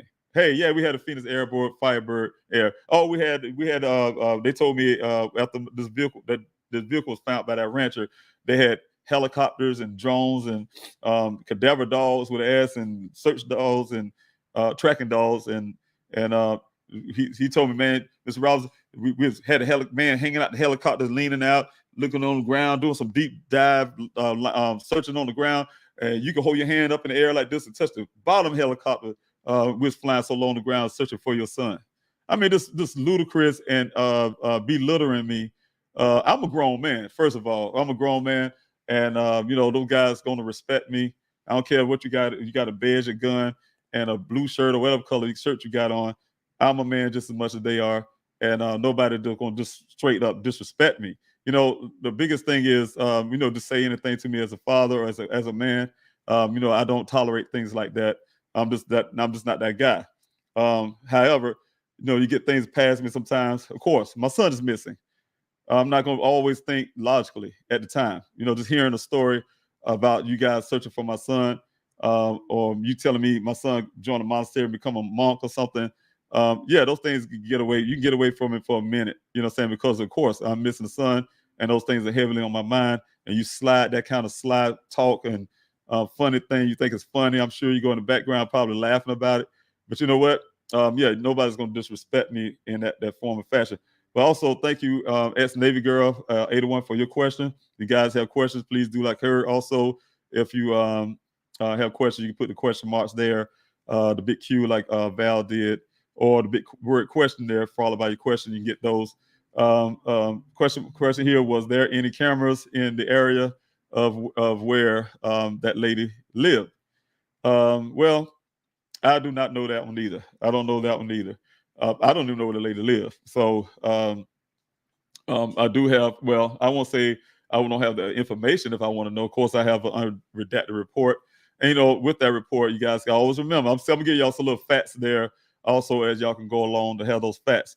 When that vehicle was found by the rancher, the next day, they gave that vehicle over to me, right? And also a few days after that, I was able to secure. It's already in the working before the vehicle showed up. I was already having in the stream, in the behind the scene, working that meeting with Chief Hall, Chief Sanders, and the whole staff. So it so happened that vehicle showed up, was having this meeting, and a few days after that, that's where I demanded the fingerprinting that you guys see on that report. It's not going to say that, but I asked for that fingerprinting to be done. All right, because they didn't do any forensic work on the scene. I demanded it right then. One thing I'm going to tell you also is that the report in that meeting, I had all the questions I want. They told me all they can give me, answer they gave me. You guys know the stuff I told you about that report, about that meeting, some other things that I didn't share with the public. But one of the things was I asked for a report because I wanted to see what all they did up to that point. And Chief Hall told me that they not complete the report is not completed yet, but they're gonna give me a partial report, and that Detective Biffin will complete that report in that coming days, right? And he will give me the copy of it when it's completed. Not completed, the word completed. Okay, they did give me a completed version of that report. They came out on, they was already on social media, which some of my media friends have. We still have copies of that. When they came out on social media, on their Facebook page, said there are no more leads to follow. Then when I got my private investigator, they also told him that they don't even have an investigation. And it's evident they didn't have an investigation because they gave me my son's vehicle the very next day after it was found from that scene. Without doing fingerprinting, without doing the forensic work, they turned that vehicle over to me. The way I had that fingerprinting done, it was just still sitting in the compound so I can get it towed out of there. And I asked them, first of all, put a tarp on the vehicle because I thought it was going to rain, just in case it rained before I get out there, because I had plans to put it somewhere where it could later be, you know, like I said, I'm doing my own investigation. And then also with the meeting, that's when I asked for the fingerprinting. So they held it for another day, did the fingerprinting.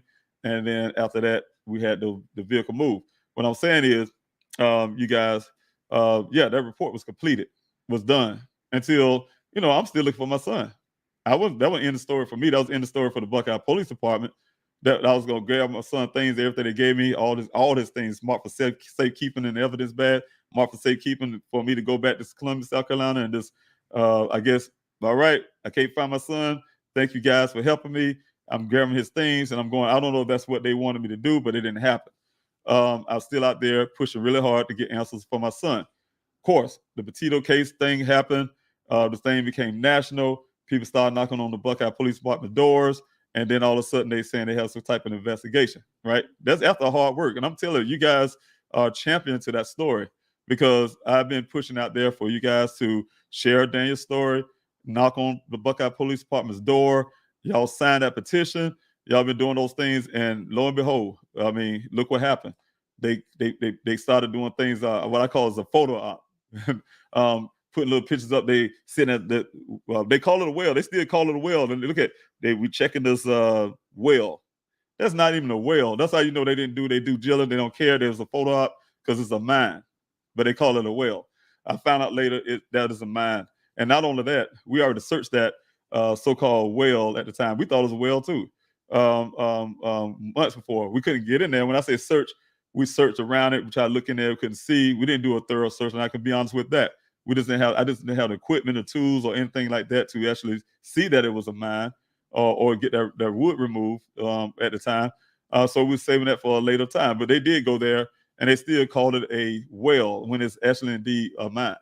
So let you know they haven't even had the wherewithal to even know that it's a mine. It's not a well, and they calling it a well.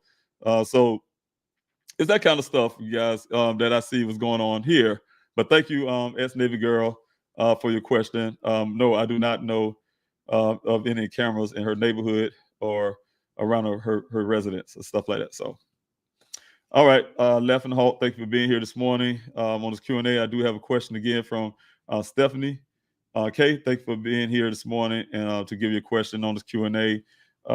Here we go. David, do you at any point feel like the scene is staged and Daniel could be somewhere else? Yes, I always felt that way. I felt that way. Well, I can't say from day one. Just looking at the scene from a father, of course, I am biased in some aspects. I see something like that, and knowing my son, I see his clothing on the ground, and this man asking me, Detective Biffin, do your son wear boxers or briefs? He's a grown man. Why would I know that? Well, everything he's wearing on his body, down to his underwear, is on the ground. So when I'm hearing that, and he's showing me this on a picture, I see foul play. I see somebody did something to my son, and at that point, I'm ready to flip out. So, as in stage, when I got my private investigator, and when I learned more about the vehicle, the red transfer paint, the vehicle being wrapped multiple times, I looked at the vehicle, see the two impressions in the windshield. The car wasn't a full total rollover because the roof line on the top of it. I've seen rollover crashes. The roof line would be smashed in. Rollover car would not stay up like that. First of all, it wasn't a full rollover. It was a partial rollover. The car, like I said, was driven 11 additional miles. There was over 46 initial cycles after the first crash. My investigator at the time said that the damage on the vehicle didn't match the terrain. I mean, you just name it, all the stuff. The sock was found near the well site area, away from the scene, stuff like that. Yeah, it was staged, in my opinion. I mean, I see all kinds of things. I see foul play, and I see a possibility of being staged. It was actually put there. We do know that part. It wasn't wrecked there. The rancher. We cannot forget that. I don't care how many times Buckeye will have y'all to ignore the fact that there's a rancher out there. They're taking everybody else's story. Them people went as far as going to co-workers who barely. I talked to that company just yesterday, and they go to co-workers who rarely see my son and ask questions about, and they put that into a report.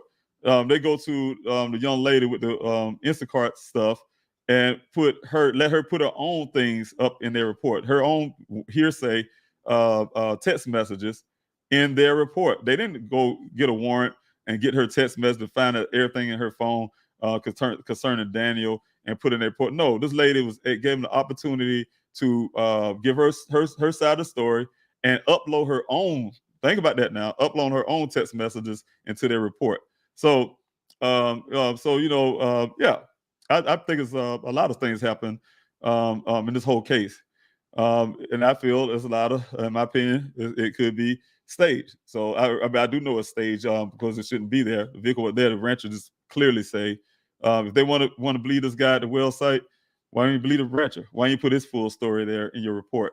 Who says, well, the vehicle wasn't there 2 to 3 days prior because I was here looking for my cattle that went down this ravine. They always go down the ravine to go to this. And he's right.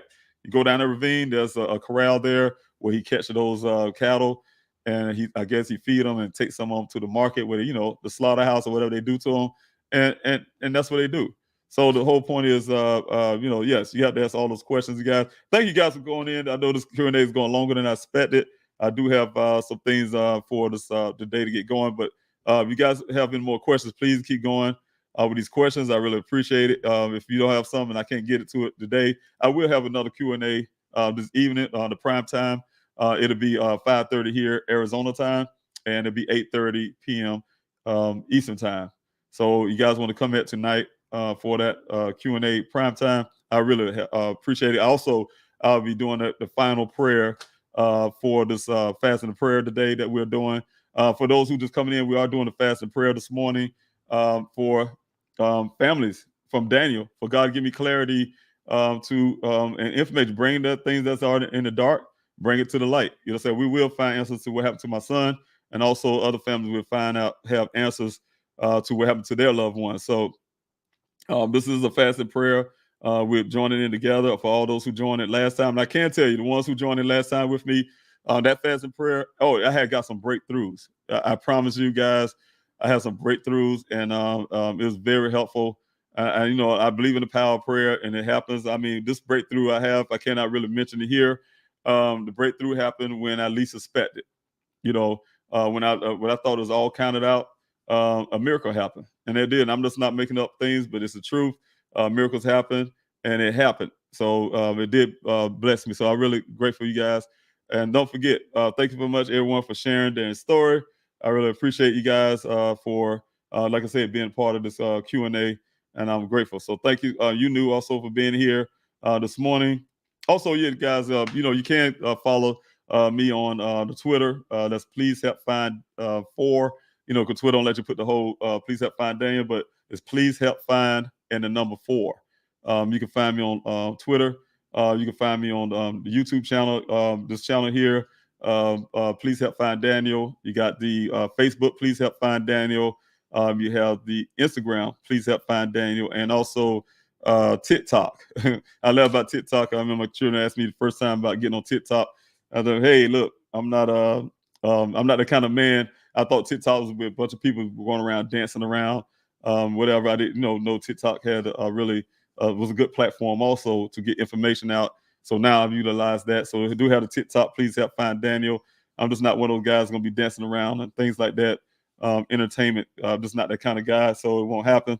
But you guys can come on there for some information. I do some live sometimes and share some information there also. So also, like I say here, Q&A Monday, Wednesday, Fridays. You come on here 6:30 a.m. Mountain Time. That's 9:30 a.m. Eastern Time. You guys can come in and join the Q&A. Thank you, Lawrence, for being here this morning, being part of this Q&A. Barbara, again, thanks for being here from the College of Charleston. And yes, he did. Daniel did graduate from the College of Charleston.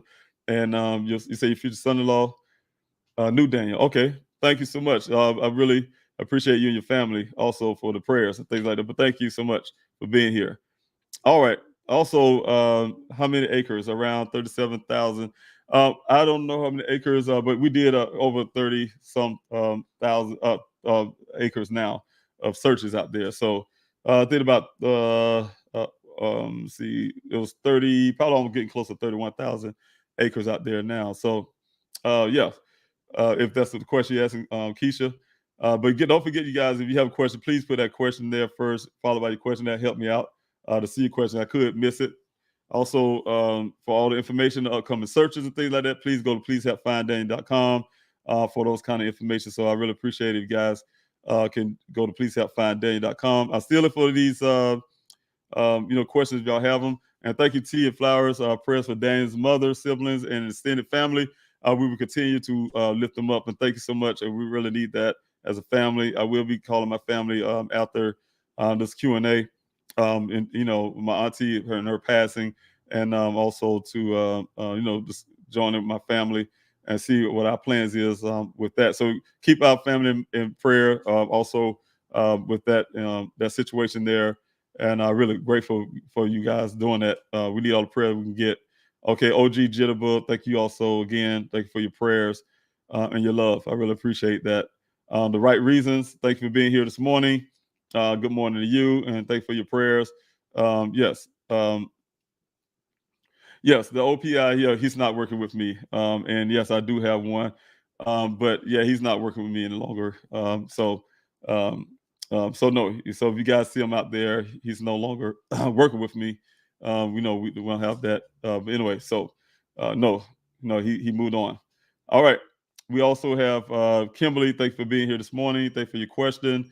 How did you know something was wrong so early, and what was so urgent?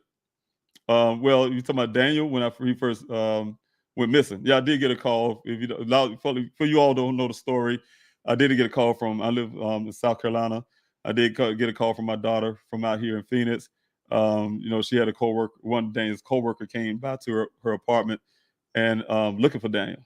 She thought it was strange. The coworker only knew where she lived because Daniel brought him there, from what I know now, before when he go to see his sister. And so he went there to look for Daniel as one of the coworkers. She thought it was strange or whatever things going on with that. She called me back at home. Of course, as a father, saying I keep everything level-headed. Told my daughter to go ahead and first of all, just go check his apartment to make sure he's not there. In the meantime, we was making phone calls to make sure Daniel, see if he answered the phone. Daniel did not answer the phone, of course, and we didn't know at the time what was going on. So I did call the Tempe Police Department to see if they can do what we call a welfare check, because at that point that's just not Daniel to not answer. I didn't know how many hours it was at the time, but it definitely wasn't like Daniel to just disappear and not answer his phone. So just go and make sure nobody did anything. His car is not there, and make sure that he's not in there some type of way. Tempe couldn't do it. And then, with the information I was getting from the job, his job, they say it's about this white tank mountains thing at the time. I didn't know what it was, so I did repeated that to them. They say, hey, that's Buckeye. And so, that's the reason why. But as in for a missing person part of it, yeah, I just realized it was over 6 hours since Daniel's, with the time change difference here and there in South Carolina, is a 3-hour time difference. That's when I realized also that it's over 6 hours. That's just not like Daniel to be gone anywhere that long without letting his family know, his friends, all of us know that he's doing something. Daniel, he'll travel in a minute, but he always in that travel let us know what he's doing. So that was strange to me, and that's urgent. I'm his father, and I know his patterns. I know him as a person.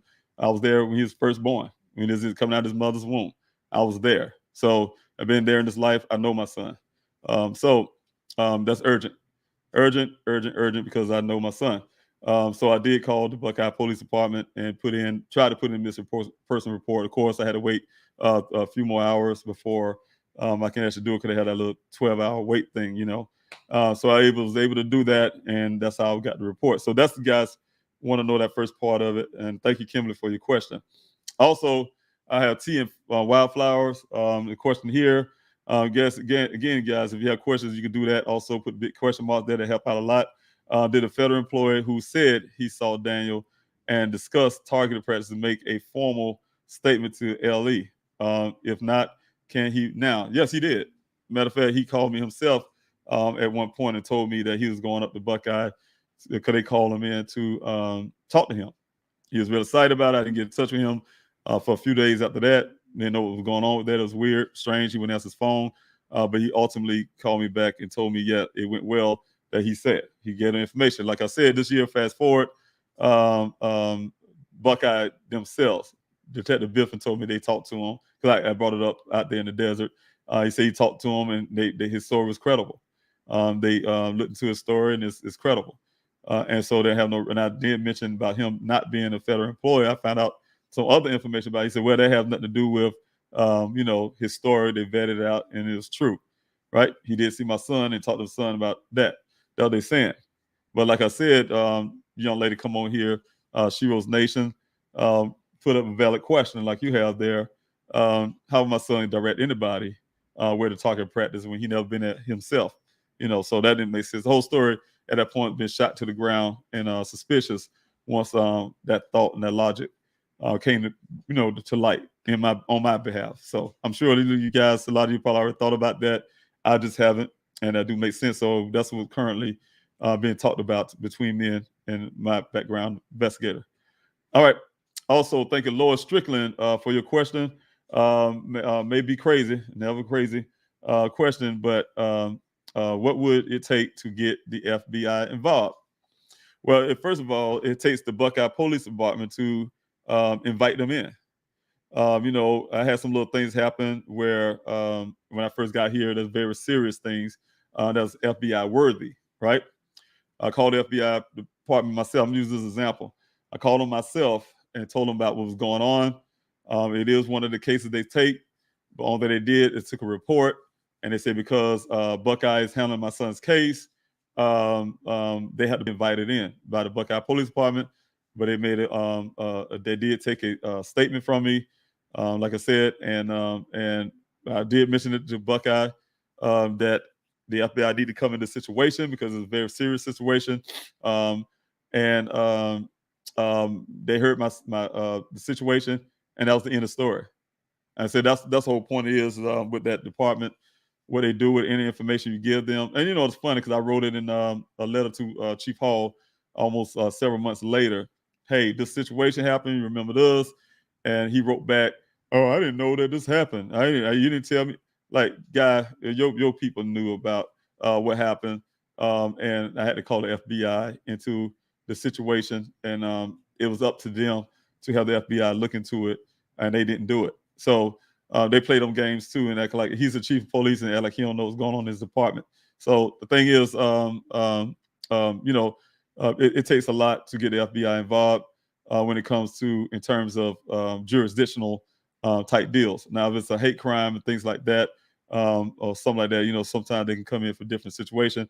Also, the fact that this vehicle was on federal land will be another indication, reason why the FBI should be coming in this case. So I look forward to that, and thank you for your question. And there's no such thing as a crazy question. So thank you, Lois, for your question. I really appreciate that. Thank you, Carolyn, also again for coming in, and thank you for all your everything you do. I really appreciate you from the bottom of my heart. You know what I do. Question: did the Buckeye City Council give you any feedback from your meeting with them? Oh, well, thank you for that question. No, they did not give me any feedback yet. It was last night. I haven't checked email to see if they said anything, but they don't give me any feedback. Saying I'm knocking on their doors again. That's just the first part of many hitting them up on their door. This one right here was just acknowledgement. You're gonna acknowledge that I'm here. I'm just that kind of guy. You're gonna acknowledge that I'm here. You're not gonna just simply ignore me and and play me as nobody. I am somebody. You know what I'm saying? And you're not gonna play me like that. So yeah, of course we're there. You guys, we had I wish I had one of the I got one on the side I can grab, but we had the shirts. We wore our shirts out there. It looks just like the flyer. The team and myself, and we went out there to just for people to represent Daniel, so they can see that we're there fighting for Daniel. They know we're there. It was no surprise and nothing new. But no, I did answer your question. No, I haven't got any feedback to just yet, as far as I know. I will check my emails. I know I did get a phone call. It's only 8:00 in the morning right now, but I will check later on. Thank you, Ra, again for being here. I don't know if that is a question. Let's say if you guys have a question, please put that Q there or a question. But I say, is that employee that went to your daughter's house? Oh no, it wasn't. It wasn't that. If you, I think I understand your question. It's not the guy that Daniel was last that seen my son last at that well site. No, it was another coworker, his real coworker from his company, from Matrix, came knocking on my daughter's door. No, the well guy from Weber. No, that wasn't him that came to her house. I believe that's the question. That's what you're asking.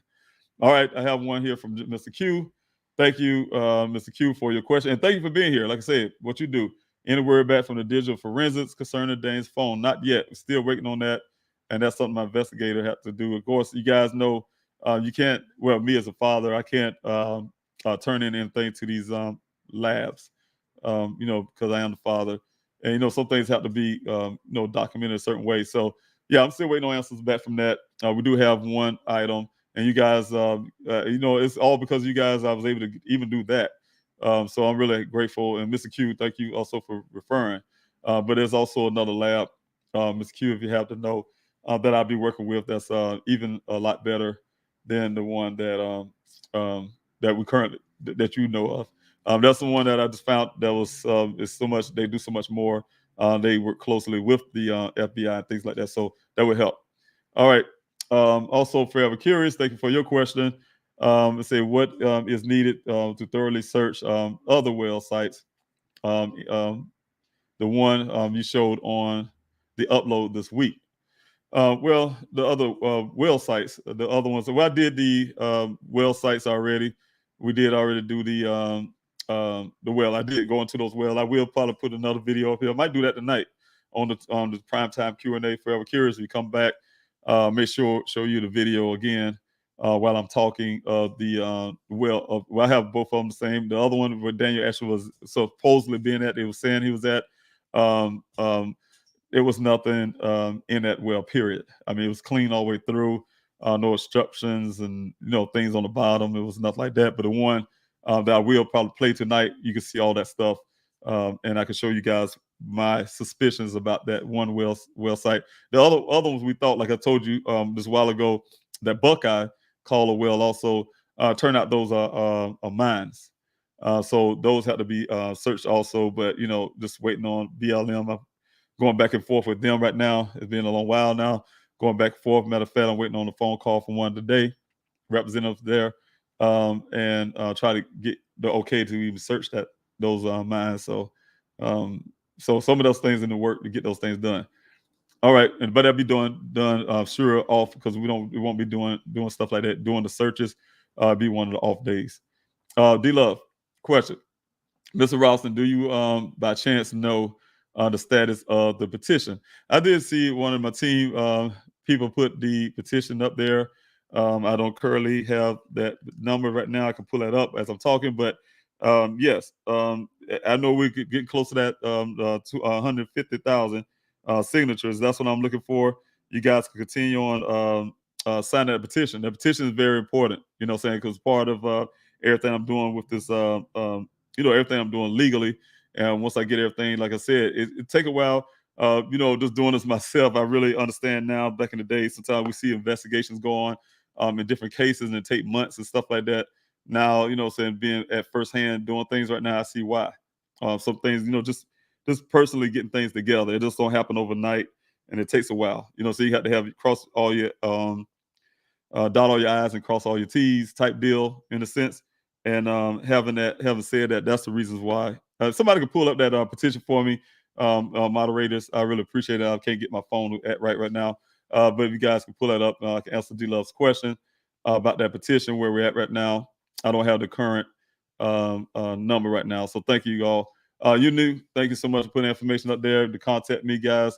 You can put that 200 number 803-200-7994. You can reach out to me. Again, we're doing the fasting and prayer this morning. For those who just coming in, we are fasting and prayer. We're on the fasting and prayer. I led in prayer this earlier, and have all these beautiful people here in this Q&A that's joining in with me and my team to fast and prayer for Daniel. God will open up these avenues and give us direction, and like I say, bring all those things that's in the dark and bring it to the light. You know what I'm saying? Because we know that he can give us the answers that we're looking for. And also, we're praying for other families and fasting for other families who's going through the same situation. Some just now starting to go through the situation. Some already have been going through. Praying for those families also who's going through. And also, I'm praying for you guys. I'm praying for each and every last one of you. You have those desires of your heart and things that you need, those answers that you may need, and things like that. I serve a powerful God. He can do all of that at one time. So I'm really praying for you guys too. Whatever your needs are, the God give you favor and help you with your needs also. So this thing is not a selfish thing here. It's for everybody. But I'm asking you guys to join in with me to pray for my son, to get those answers for my family. And, I believe when you do things together, when two or three together, God is in the midst. And, if you guys join in with me, we have a powerful petition, and we definitely can get some things done. So thank you so much, you guys, for being a part of all of this, being a part of this family of looking for my son. The right reasons. Thank you for being here this morning, first of all, and thank you for your question. David, what do you think happened to Daniel? Well, you know what? I have a lot of things I know that have me that builds on my beliefs. So I really don't like to put too much of theory out there, because they are, I have a lot of theories that can be plausible. But I just know that my son didn't go missing on his own free will. He didn't go just wreck his vehicle out there in the desert and take his clothes off and down to his underwear, socks, and shoes, and walk across the desert somehow. I do know that he loved his family, like I said. And so those type of things, just the things I do know would suspect to me that foul play, some type of form of foul play happened and I'm going to continue to search for my son. So I do have a lot of thoughts what possibly happened to my son, and I do have now some clues based on the things I already do know. So again, if you guys want to talk to me, send a message or anything, go to the 803-200-7994. I do have ex-Navy Girl 81. Thank you for your question. I know this is months ago, but we're there in the street cameras near where the lady lived, or where he got the items to deliver to her. That's a good question, because you know what? That goes along with the same thing I asked the Buckeye Police Department when I first got here. Me and the family, we wanted to know cameras, right? I guarantee you guys, God forbid, I don't say y'all do that, but if somebody go rob a bank right now at this moment and they got away, you best believe the the police departments and everybody else, the police department, not the FBI, police departments will get in there. It would rather be FBI because it's a federal crime, but they would go. First thing they would do is get those cameras, right? Every intersection here, and they'll follow that car using camera. They don't have to go nowhere. They can follow that car behind some desk somewhere, to see where that person go. Me and you, we run out. I'll go out right now and get away from the car on a high speed chase, and I dip them and got away somewhere. You think they're not going to follow me? What I did when I got away from them somehow in this vehicle, the track where I went through all these cameras and footage. How you think they find out the guys that blew up the marathon in Boston? Their time, they use these cameras, these street cameras, things like that. Follow their tracks and things like that. See them putting down pipe bomb on the ground or something. They had these cameras.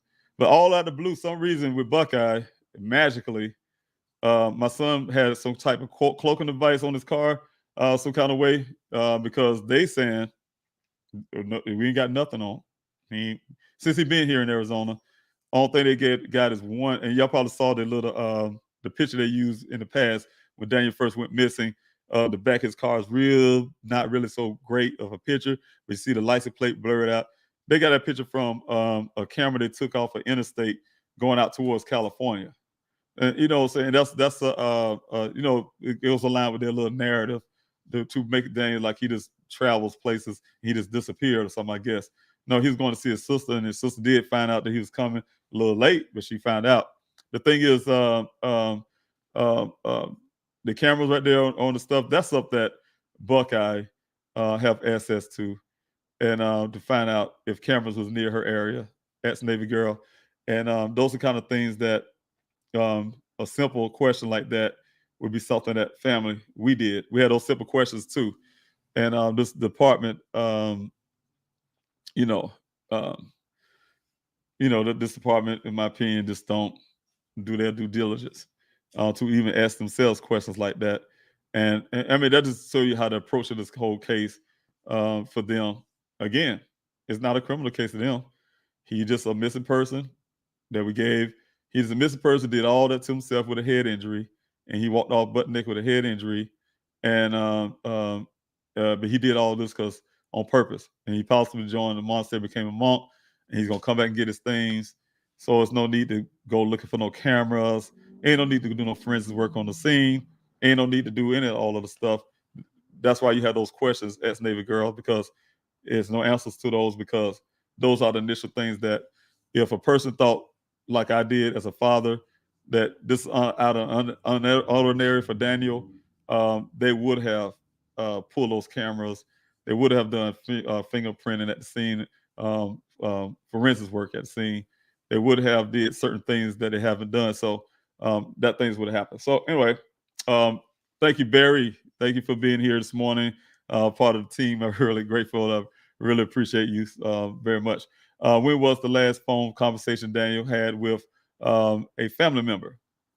It was, I can speak for myself. It was with me. I won't say that. No, it's with his sister, because he did talk to her the day before he went missing.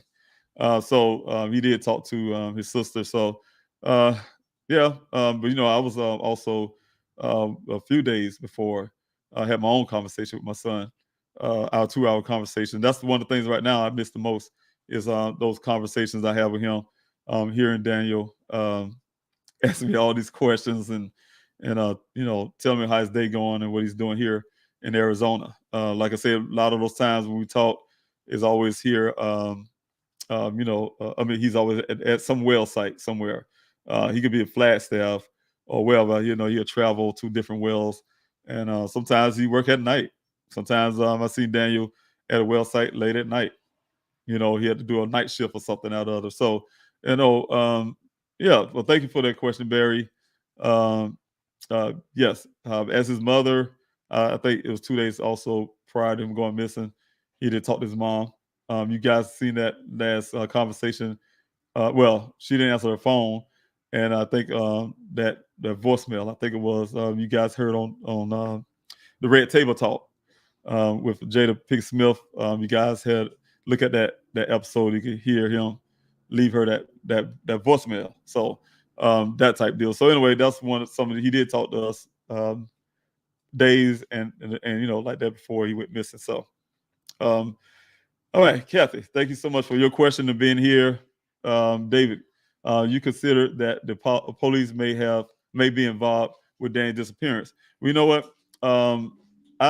Me personally, I don't rule anything out from anybody or anything, but I'm not going out there just to put out a police department say they're involved with my son's disappearing. I can't say that. But I'm a person as a father. It'll be unfatherly of me not to consider everything. And but I wouldn't say a police department would do something like that. No. So thank you for your question, Kathy. But yeah, definitely as a father, I'm investigating my son's disappearance, and my private investigator is investigating my son's disappearance, and wherever that leads to, that's what we'll find out. So thank you so much for your question again. All right, Gwen, thank you for putting us up. Please continue to share Daniel's story. The Robinson family, thank you all for your continued love and support. And that is the truth. We definitely do appreciate each and every one. It's going on 2 hours. I've been on here. I'll be getting all these flashes right now that David, it's going on 2 hours. Time to get off. I'm going to do just one more question here. And if you guys have any more questions, please please come to this evening's Q&A. Again, it'll be at 5:30 p.m. here, Mountain Time. I believe that's the same time for Pacific time for California. And if you guys in the East Coast there, it'd be 8:30 p.m. There in the East Coast. So if you guys can come back, I really appreciate it. Thank you so much. You guys, you come out, and thank you for the support. Thank you. I really appreciate that. Do your investigators have any idea why the vehicle was turned over 50 plus times after the airbags? Well, it's actually 4 to 6 times when the vehicle ignition cycle, I think he was asking, went off. Praying for daily for you. And we don't know. We don't know why. I mean, but we just know it happened. 4 to 6 times that vehicle been cranked after that initial crash, the first airbag deployment, only airbag deployment. A lot of things I didn't know, that you could still drive a vehicle after the airbags have been deployed. I didn't know that, but I know a lot of things about vehicles now because of this. So yeah. So we do know that it being over 4 to 6 times, but definitely don't know the reason why. Val, thank you guys for being here this morning. This Q&A. I'm David Robinson, the father of geologist Daniel Robinson. I really love you guys coming out. We'll have some footage later on this evening with the well site and things like that. I may even play the clip I did out there in the desert. We can go back over that again of the rundown that the guy at the well worker said about my son. I went through the whole rundown with you guys. I tried my best to show you. I look at the footage later. It's a little different from what I can see on this StreamYard that I'm using. You guys should see those tracks clearly, but you guys may not be able to see it as clear. I can see it from my angle, from my end here on the camera I'm using. But so I may play that.